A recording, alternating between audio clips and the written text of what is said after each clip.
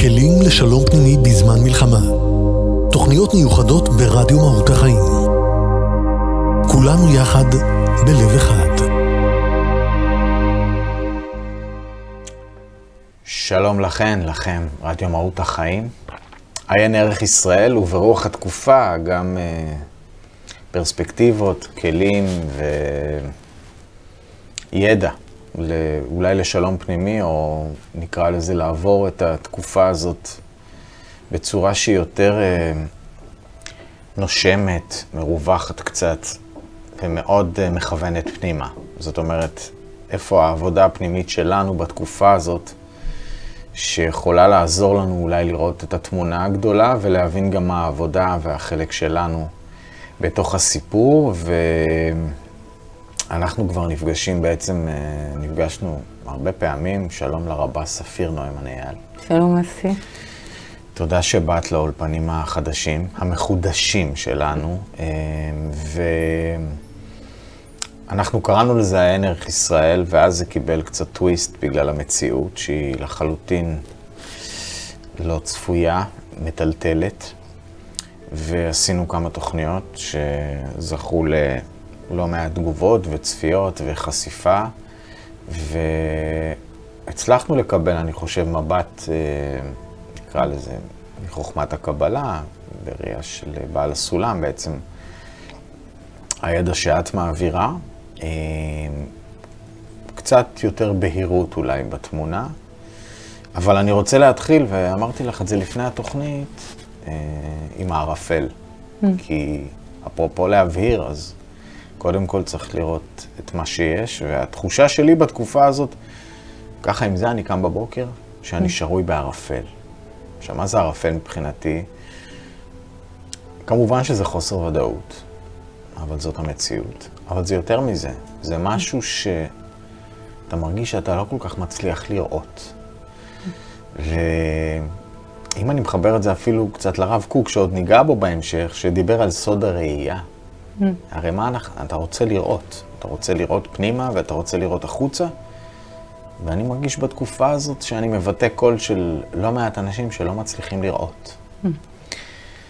ועם זה רציתי להתחיל עם העניין הזה של ערפל, ואחר כך נדבר קצת על עם ישראל, תורת ישראל, ארץ ישראל, להסתכל עלינו כאיזושהי ישות בתוך התמונה. אז אני חושבת שערפל זה מקום טוב להתחיל בו.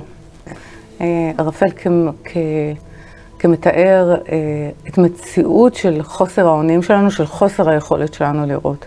אי אפשרות לראות. והדוגמה הטובה ביותר היא שתמיד בתקופות מעבר, אמרת שהתקופה הזו לא צפויה, היא מאוד צפויה מבחינת הקבלה. אוקיי.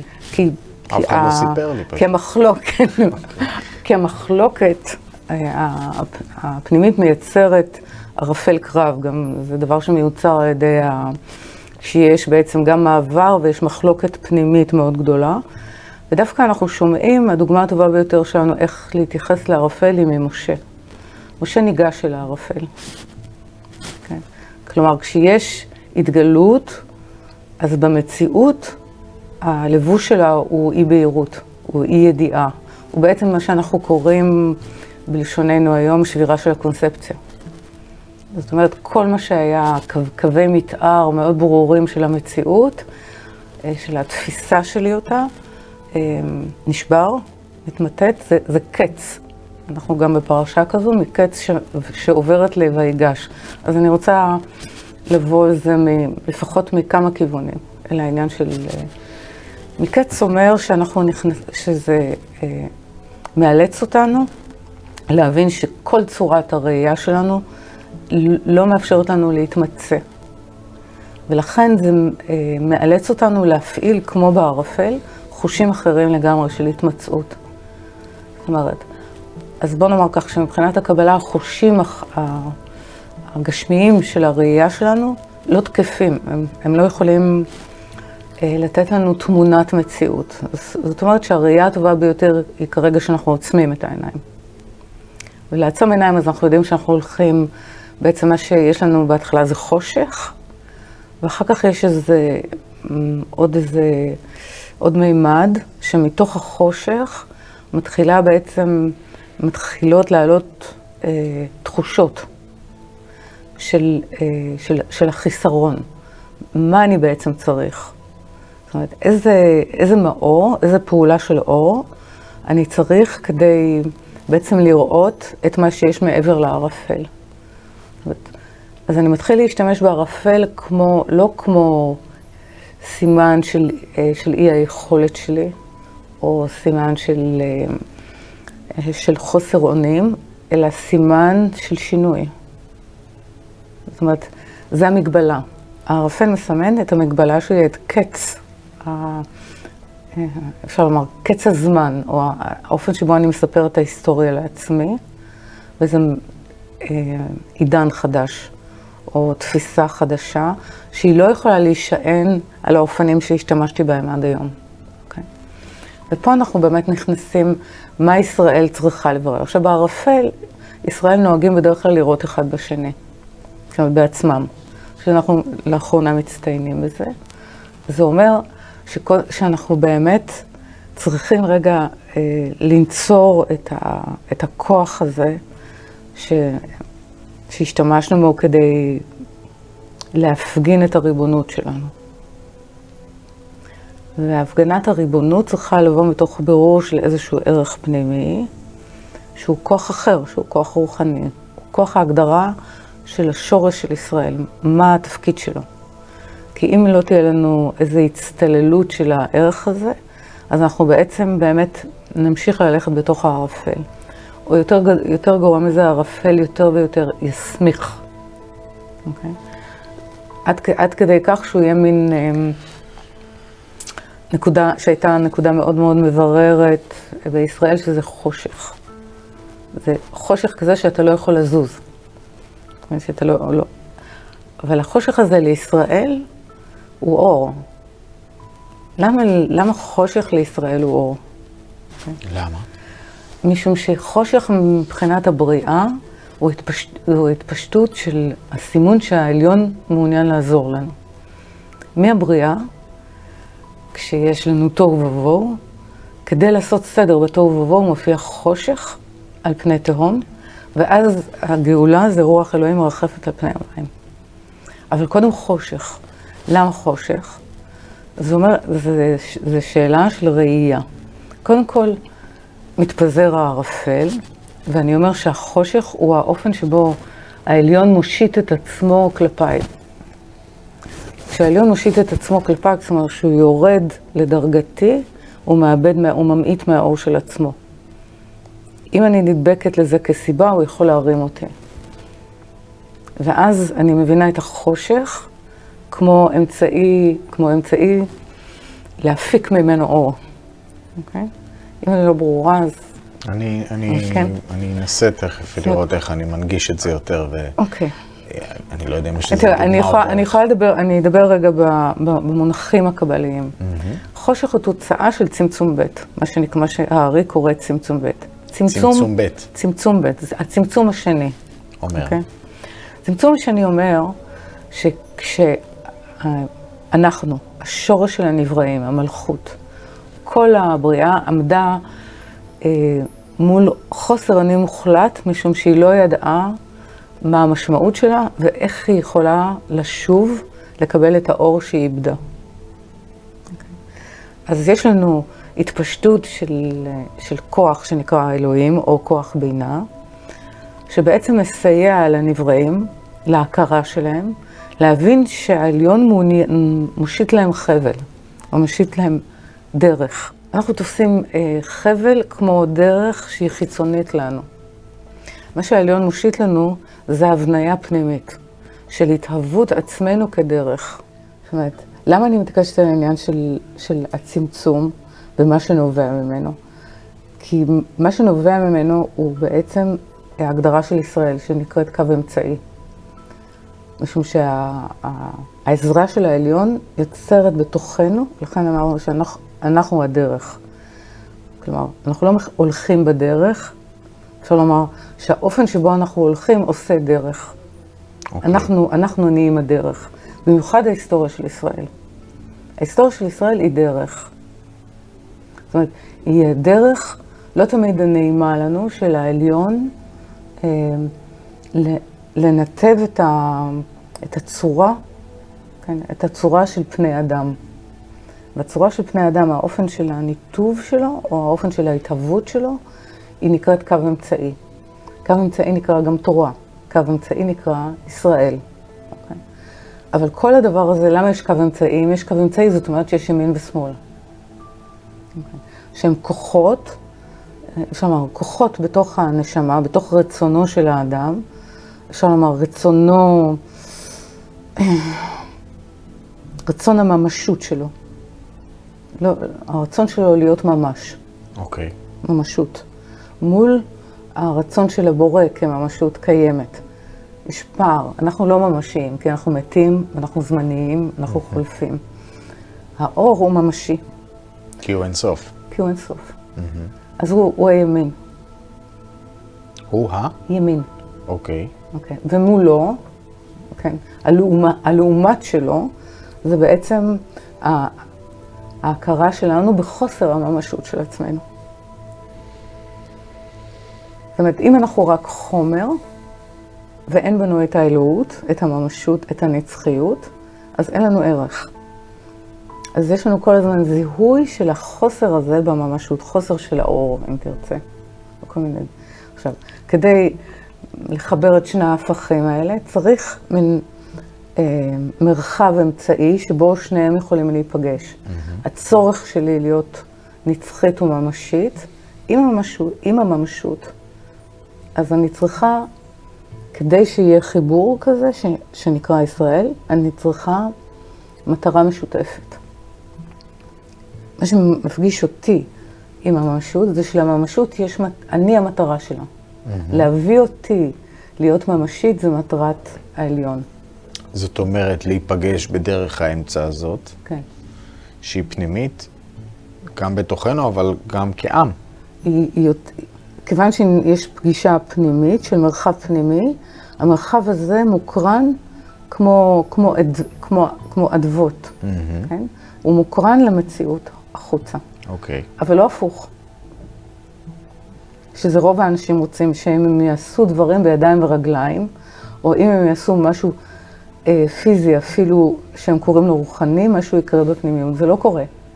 זאת אומרת, אם רגע נתרגם את זה לשפה יומיומית קצת, אנשים מחפשים שבפעולות חיצוניות או באמירות, זאת אומרת... במעשים, מעשיית מצווה למדיטציה, לכל מיני שיטות ותורות רוחניות שפועלות, אפילו שהן אומרות שהן פועלות בפנים, שהן פועלות על הנפש. הנפש היא לא פנימית. אז מה היא? אז נעשה רגע סוגריים. הצורה הפיזית שלנו נובעת מהעוצמה של האור של הנפש שלנו. ולכן יש לנו צורה משותפת. לכל בני האדם יש ראש, רגליים, ידיים וגוף.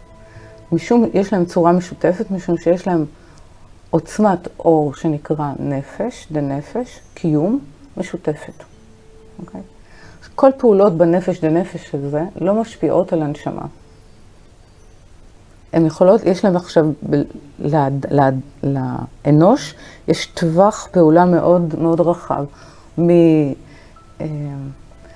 מצורת התבוננות לכל מיני פעולות בגוף שעושות אינדיוסינג של מצבי תודעה שונים של הנפש. מצבי תודעה שונים של הנפש, מבחינת הקבלה זה לא רוחניות. אלא מה זה? רוחניות זה נצחיות.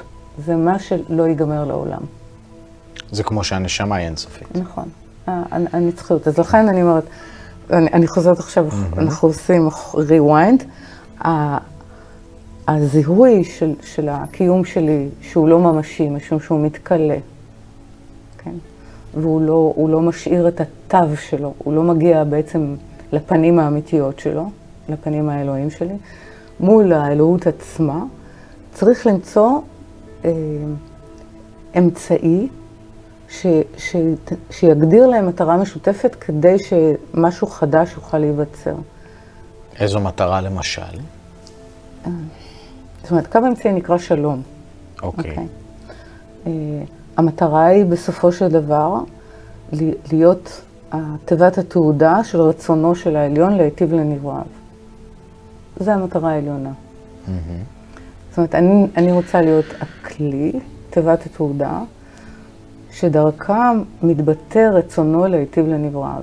זאת אומרת שכל מה שיורד מלמעלה הוא תמיד הטבה.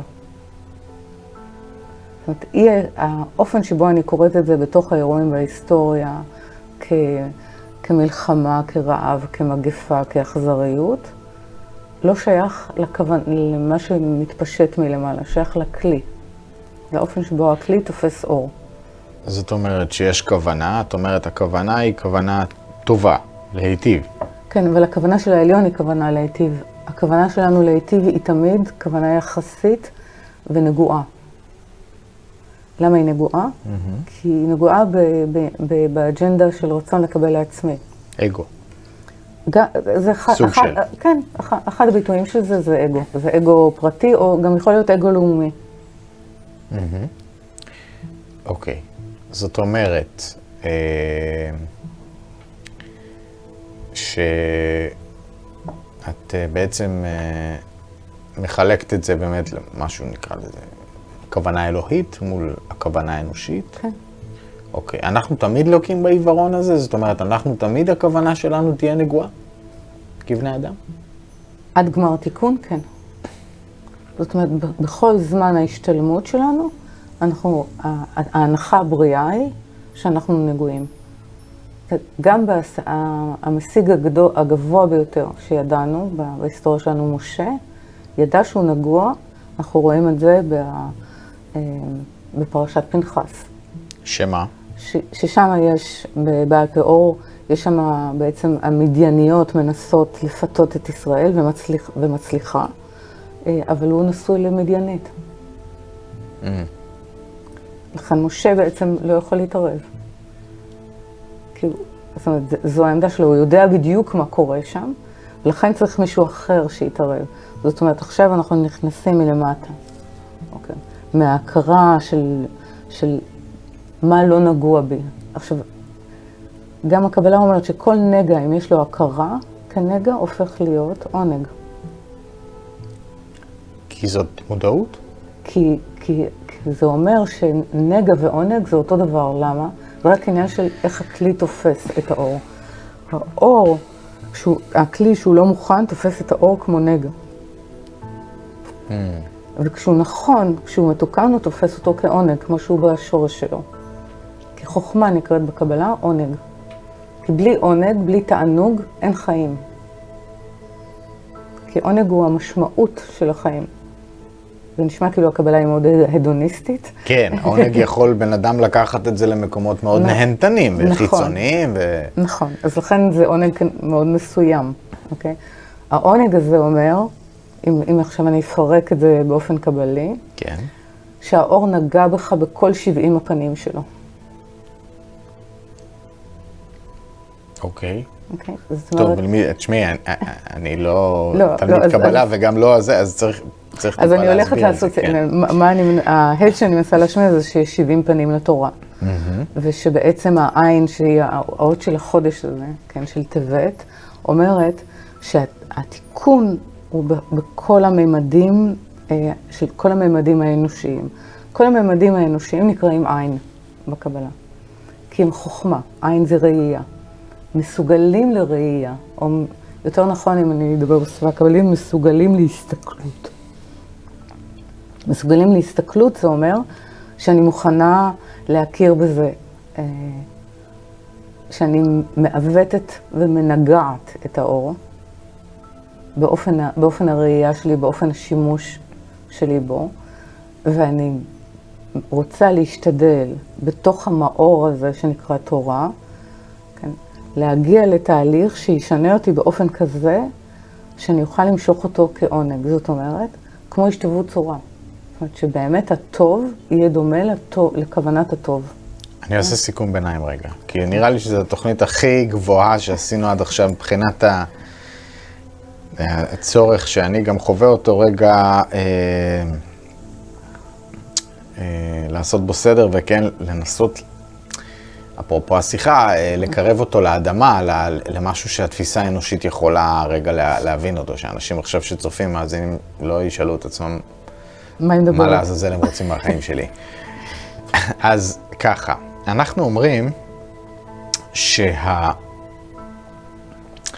שהכוונה האלוהית היא בהכרח טובה, היא רוצה להיטיב איתנו, והאופן שאנחנו, בני האדם, ניגשים לזה באובייס שלנו, בברירת המחדל שלנו, יש בה נגע, זאת אומרת, יש בה משהו שהוא מסתכל על דברים בצורה יותר צרה, בצורה יותר, כמו שאמרנו, מה שקשור באגו, אבל לא רק, כן, יש לנו... נגועה ברצון לקבל לעצמי, בלקיחה. בדיוק, ברצון לקבל לעצמי. אוקיי, ואז אני שואל את עצמי, בפרקטיקה, מה זה אומר תכלס? מה זה אומר עליי כבן אדם, כחברה, כעם? התחלנו לגעת בזה. מה זה אומר? אני רוצה, כן, להשוות צורה, אני רוצה להצליח לחוות את העונג מהמקום של המהות, כן? לא העונג... לא צריך להתנצל בשביל העונג. לא צריך להתנצל. אני אומרת, עונג זה חוכמה. זאת אומרת, זה אור חוכמה. זאת אומרת, אנחנו נוציא אותו. אור חוכמה זה אומר חיים. זאת אומרת, האופן שבו הכלי חווה חיים נקרא בקבלה עונג. משום ממה הוא נהנה? מזה שהבורא נוגע בו. כי כשהוא לא נוגע בו הוא מתגעגע. אוקיי, אבל כל המכות האלה שאנחנו מקבלים, בואי רגע נוריד את זה. את אומרת, שמה, את אומרת לי, שמה, זה מה שאנחנו חווים כמשהו לא טוב. אז למה אנחנו, השאלה היא, למה אנחנו חווים את זה כלא טוב? למה או למה, או כן, את אומרת, שמה, יש פה, כוונת הבורא לצורך העניין היא לא שתסבלו, אבל אנחנו סובלים. נכון. אז השאלה למה? אז בדרך כלל התשובה היא, כי הוא לא טוב. מי לא טוב? הבורא. התוכנית שלו לא מוצלחת. התוכנית שלו לא נראית לי. זאת אומרת, ובכלל, איך הוא שחרר אותי בלי ספר ההוראות? א', הוא שחרר ספר ההוראות, קוראים לו תורה.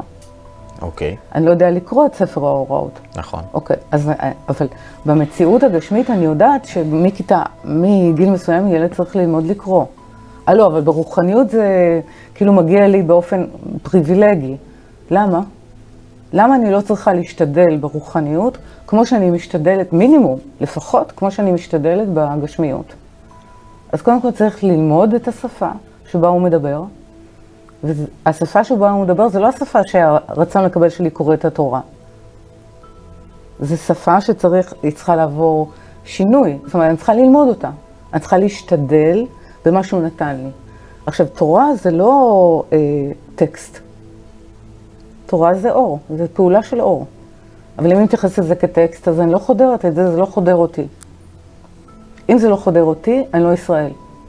כי ההגדרה שלי כישראל היא להיות התודעה הממצעת שמשתמשת במאור הזה כדי לאפשר לעולם כולו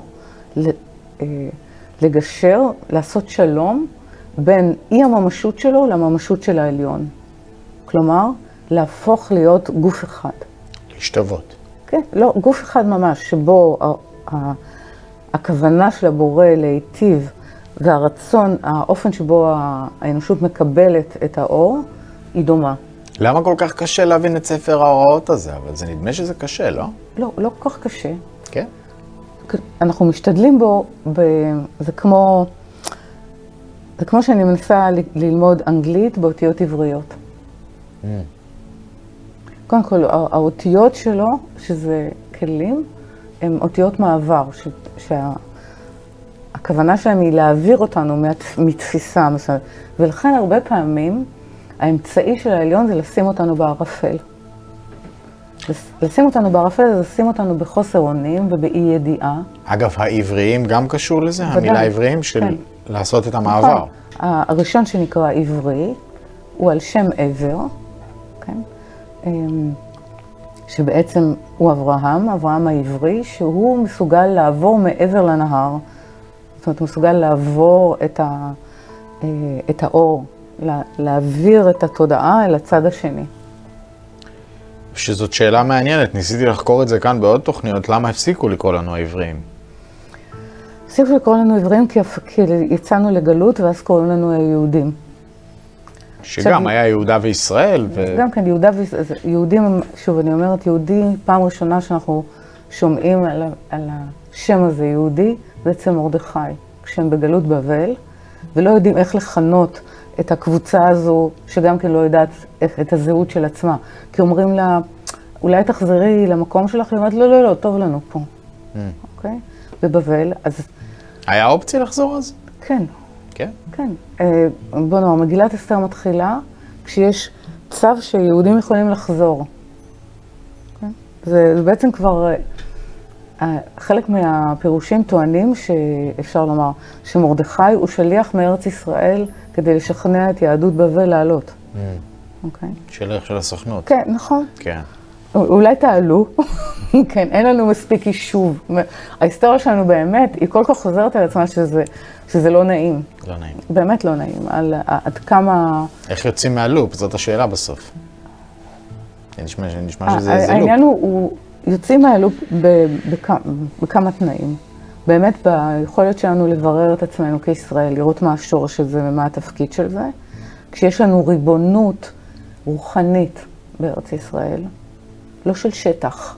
זהו, בואי נבין את זה שנייה רגע, כי אני רוצה גם לחבר את זה לתחילת השיחה שדיברת על האמצע. אני רוצה רגע לאסוף את הכל, כי יש פה הרבה דברים שנגענו בהם, ואני מבין שזה גם הרבה שיעורים.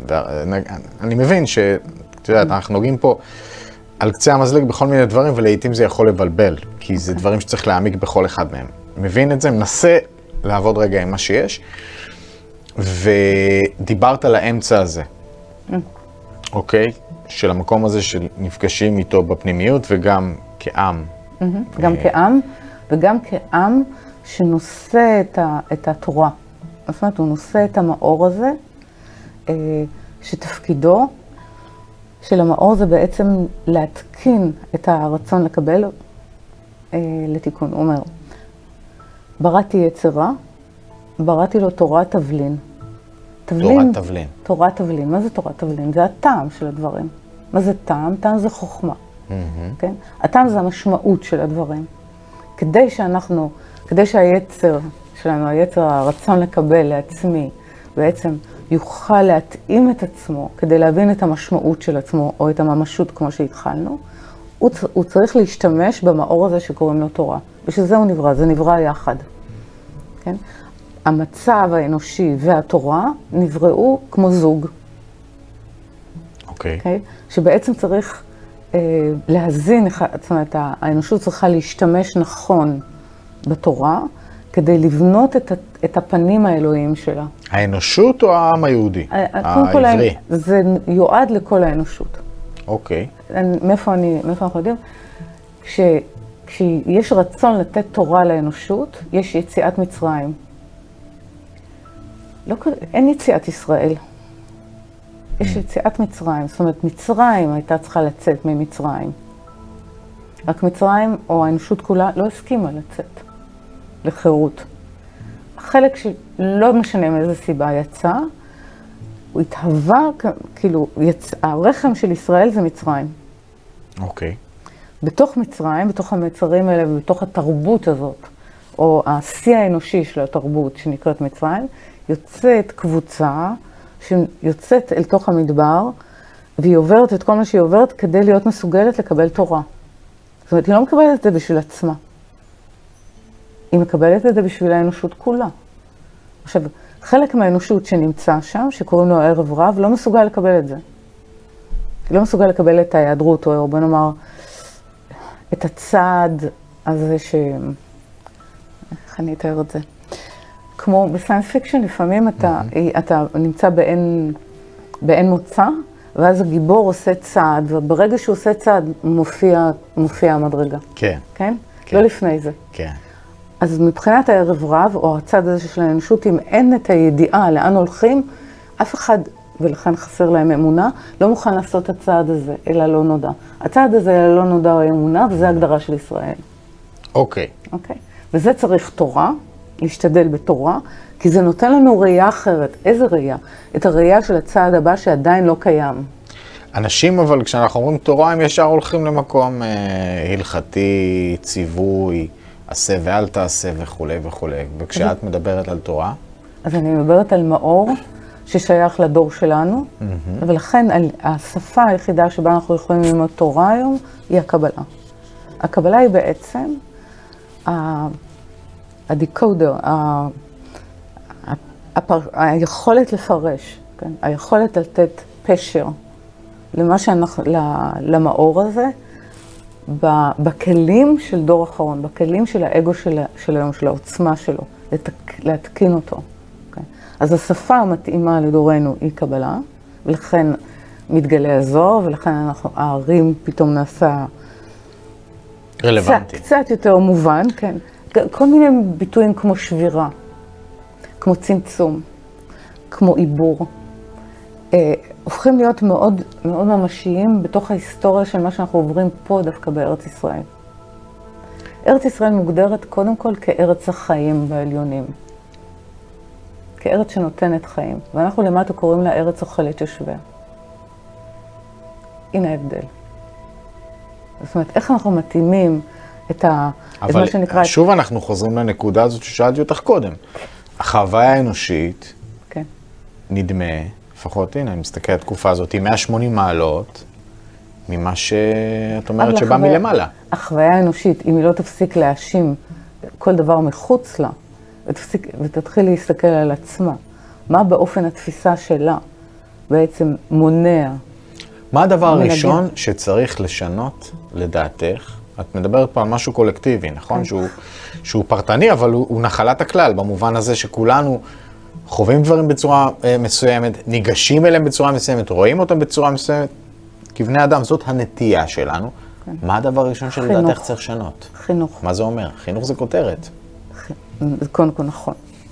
מה זה אומר? את יודעת, מלא תוכניות פה, אנשים אומרים לי, הכל מתחיל בחינוך. אמרתי להם, אוקיי, לא, אני לא חינוך, לא חינוך במובן, שוב, במובן הגשמי, חינוך במובן של חניכה. אוקיי. אני רק לימדתי לפני שבוע, יצא, שחנוכה זה שם הנקבי של חנוך. אוקיי? כלומר, במובן של איך, באיזה דרך אנחנו הולכים. זה חנוך לנער, לנער זה לא לבן, זה למי שמתעורר, קוראים לו נער או נערה. אוקיי? למי שמתעורר צריך לחנוך אותו בדרכו, לא בדרכו של המתעורר, בדרכו של הבורא. מה שנקרא חנוך לנער בדרכו. אז צריך לעבור איזה תהליך חניכה. ותהליך חניכה עובר דרך סביבה מאוד מאוד מסוימת, שבה יש הסכם. כן? אז בעל הסולם אומר, מהי הסביבה שיכולה ליצור חניכה? היא סביבה שצריך להקים בה קבוצה שיש לה מטרה משותפת, וזה לראות את המציאות אחרת. להיות מסוגלים גם לראות אחד את השני אחרת, בתור, זה מעבדה, היא יוצרת מעבדה. אוקיי. המעבדה, אומרת, קבוצה, היא מדברת על מאור כטקסט. עם שלם יכול להיות קבוצת מעבדה כזאת? עם שלם הוא קבוצת מעבדה כזאת. אוקיי. ההיסטוריה שלו היא קבוצת מעבדה כזאת. אבל זה אומר שגם בתוך העם הזה, זה כמו שלא כולם עובדים במכון ויצמן. אוקיי? אבל אין ספק, בוא נאמר, שכל המדע, או כל ההישגים של המדע, כל ישראל יכולים להשתמש בהם. בכל מיני צורות, אוקיי? אז כן, אז יש קבוצות שמקדישות את עצמם להבנה של זה, והמושגים הופכים להיות מושגים רדיואקטיביים שמקרינים את עצמם, ואז הופך להיות השפה של קבוצות יותר רחבות. זה ברור, זה ככה כל דבר, כל שינוי קורה. אבל אני אומרת, החניכה, קודם כל הצורך, ההכרה היא קודם כל בצורך. כן, שעם שלם יאמר, אופן ההתנהלות שלי הוא בעצם באמת האופן שבו אני יורה בעצמי. זאת אומרת, כמה יותר ברור מזה אפשר. אז זה אומר שאני צריך, מה שנקרא, ללכת חזרה לשולחן העבודה ולשולחן העיבוד של עצמי, של הערכים שלי, של הנתונים שיש לי. יש לי ריבונות. האם זה באמת ריבונות של כוח, או שהריבונות ניתנה לי כדי לברר משהו אחר, פנימי, רוחני, של זהות של עצמי, של ערכים של עצמי. Okay.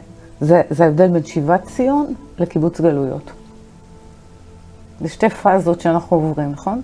אז אוקיי, זה מה שנקרא, עשינו שיבה אל המקום, אל ארץ שיכולה לתת חיים, ואנחנו הופכים אותה לארץ באמת אוכלת יושביה. אנחנו הופכים אותה? בוודאי שאנחנו. אבל אנשים יגידו לך, מה זה אנחנו? אנחנו פה מוקפים איך אומרים, חבר'ה שממש מתים עלינו שאנחנו פה. אנחנו... באיזה מקום בעולם היו יהודים שלא היו מוקפים במי שרצה להשמיד אותם? בהיסטוריה. חוץ מבתור הזהב בספרד, שגם כן היה מאוד קצר. אנחנו מתחילים תמיד טוב, ואז משום מה אנחנו מקוממים את כל מקום שאנחנו נמצאים, מיד מופיעה או אנטישמיות, או בוא נגמור את הדבר הזה, נשמיד אותו, או בוא נשמיד אותו רוחנית, שהוא יהיה כמונו. למה? צריך לשאול יום אחד את השאלה הזאת, לא? בבקשה. אוקיי, אז אם אנחנו שואלים את השאלה הזו, זה אומר, עיין ערך ישראל. מה זה אומר להיות ישראל? איזה מחויבות לקחה הנשמה שלך, הנשמה שלי, כשהיא ירדה הנה? היא אמרה, אני צריכה להיות בשירות לכל אומות העולם, כי אני אמצעי התיקון. כלומר, האמצעי שמשכין שלום בין היעדר הממשות האנושית לבין הממשות האלוהית. זה תפקידי. איך לעשות את זה? אני צריך ללמוד, להשתדל בתורה, במאור הזה. זה ייתן לי את הזהות שלי, זה גם ייתן לי את הזכות שלי למרחב בעל שיש בו ריבונות. לא אדם מן השורה, אבל שיקשיב לנו עכשיו ויגיד, שמע, מה אתה קורא לי עכשיו לחזור בתשובה, ללמוד, את מבינה? ישר לוקחים את זה למקום דתי. ולחזור בתשובה זה לא לחזור לשולחן ערוך וארוך. זה לחזור לבורא. זה לחזור להיותי נברא. אוקיי. כן, זה מה שאני רוצה שאנשים יעשו. כאילו, מה שאת אומרת זה איפה שאנחנו חוטאים לתפקיד שלנו, כל אחד. וחוטפים על זה וגם מתלוננים על זה אחר כך. אוקיי. יש סוד בעניין, סוד זה עיקרון. אוקיי. אוקיי. העיקרון הוא שאם ישראל לא ממלא את תפקידו, העולם ילחץ עליו. זה גם נאמר לנו בפירוש, אם אתם לא תהיו ישראל, אני מעמיד לכם בכל דור כהמן. אני מעמיד לכם המן בכל דור כדי להחזיר אתכם. אם אתם לא תבררו את הזהות שלכם בתוך עצמכם, יעמוד מישהו מבחוץ וילחץ אתכם להבין שאתם אחרים. גם עמלק קשור לסיפור הזה? עמלק זה יותר לזנב בחולשות. כי כשאתה חלש ולא יראה אלוהים, אז מופיע עמלק. לא יראה אלוהים זה אומר שאין לך כלי בכלל. זאת אומרת, גם החילוניות מחושבת בתוך ההיסטוריה של ישראל. כי החילוניות אומרת שחלק גדול מישראל החליט להיות חופשי ממצוות, לשבור בעצם את התפיסה של מצווה של היהודי, של תורת הגלות, כדי להגדיר מחדש את תורת ישראל כאן. כלומר, מרגע שנעשיתי ישראלית, אין דבר כזה חופשי. ואין דבר כזה חילוני. מה יש? ישראל. וישראל הוא אמוני. עצם ההגדרה שלי כישראלית היא הגדרה של אמונה. כן. אוקיי? אני קוראת לעצמי ישראל, לא יודעת אפילו על מה קרה. אני לא קוראת לעצמי ישראל מלמטה. ישראל זה שם שניתן לנו מלמעלה. ישראל משמעותו ישר כאל. זאת אומרת שאני פועלת באותה כוונה, בלי שינוי כמו הבורא. כל פעם שאני פועלת שלא באותה כוונה, אני חוטפת. אבל אני פועלת, זו אחריות שלי. אז עם ישראל, מה זה? זאת מחויבות? כן. מחויבות משותפת? כן. משמעתית. כן. ועד שהוא לא מכיר בזה ומברר מה המשמעות של זה, מה הערך של זה. ערך של זה לא במובן של כמה זה שווה. לכל אחד יש גישה, אבל לדעתך היום לקבלה? מבחינת האוריינטציה, מבחינת היכולת לקלוט את הדברים? כן, כל אחד... כי זה נראה הרבה פעמים שזה מאוד גבוה. זה גבוה בגלל שאני מדברת את זה לא מספיק טוב. אבל הרבה פעמים שנדמה שאלה שמדברים את זה יותר נמוך, זה הופך את הדברים לפשטני ונורא,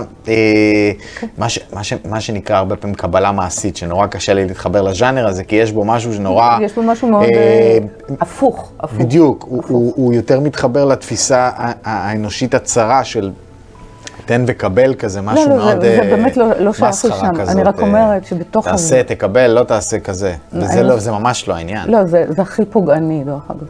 השימוש בקבלה, אם יש משהו שהוא נגע ממשי, זה השימוש הזה בקבלה, השימוש לקבלה מעשית, מה שנקרא. כן. כי זה פנימיות שמכניסה את הנגע לפנימיות, אז זה אומר שאתה פוגע בגנטיקה. בדיוק, אתה כבר, זה הגול העצמי, כאילו. נכון, זה איפה שאנחנו, חלק מאיפה שאנחנו יורים בעצמנו. אז אני אומרת, אני מקווה שיקום דור שהם מורים הרבה יותר טובים ממני, במובן שהם יפתחו יותר דלתות. יש המון דלתות שאפשר להיכנס, שערים, שאפשר להיכנס בהם אל הקבלה, אל הלימוד של הזוהר, אל הלימוד של הארי. ההכשרה של הדור שאני מלמדת אותו היום, הוא שוב, גם אנחנו צריכים להבין מה זה שערים.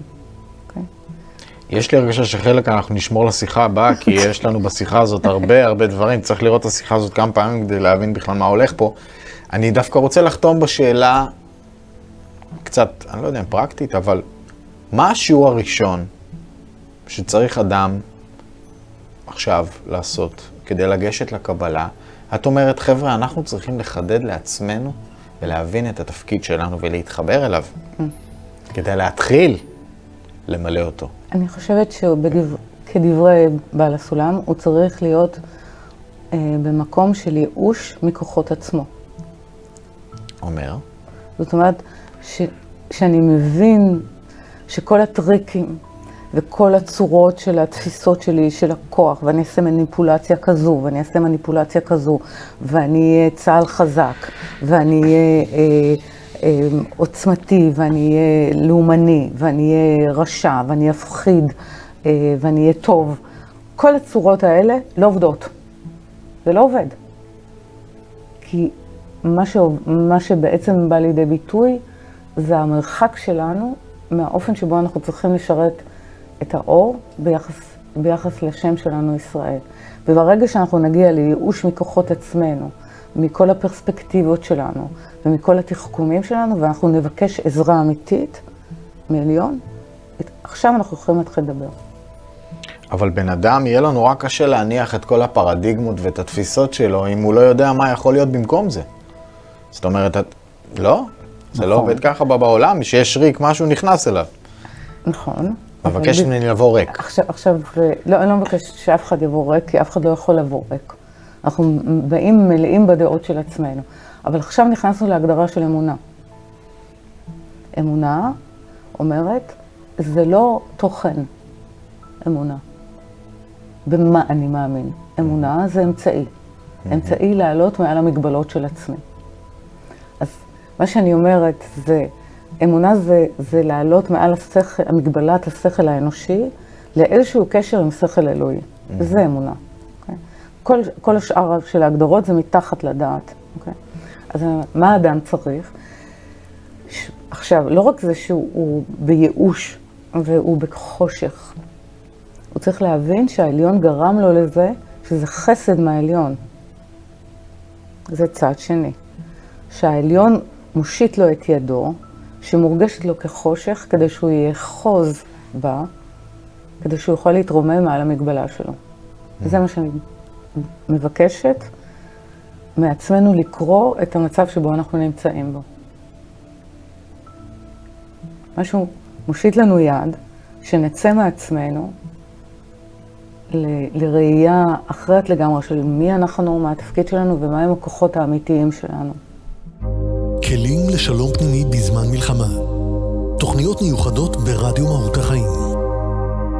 כולנו יחד בלב אחד.